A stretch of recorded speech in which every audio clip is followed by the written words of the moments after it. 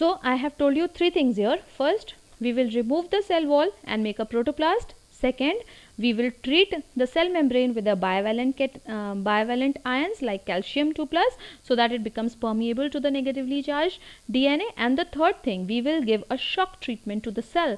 Due to what is this shock treatment? Shifting the cells from a cold condition, from a ice condition, to a 42 degree centigrade temperature repeatedly for 4 to 5 times.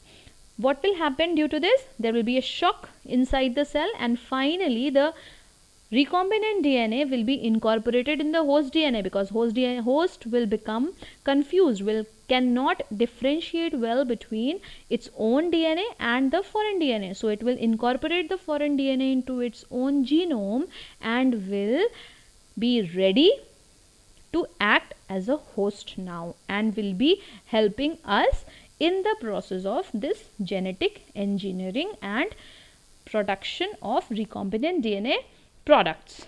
Okay, so what we have done, I have told you one method of shock treatment, but that is not all. We have so many different transference methods which we will be discussing in the next class. I think this much is enough for today.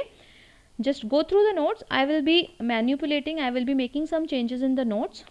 Some headings, I can see some headings are not clear enough, and they should not come in that particular sequence. I'll be making the desired changes and will make you note down the same. Till then, just go through the videos once again if you are forgetting something, if you are not understanding anything, and feel free to text me, feel free to ask anytime during the whole gap which we have, 1 day gap in between 2 classes we have, so we can discuss it during that time.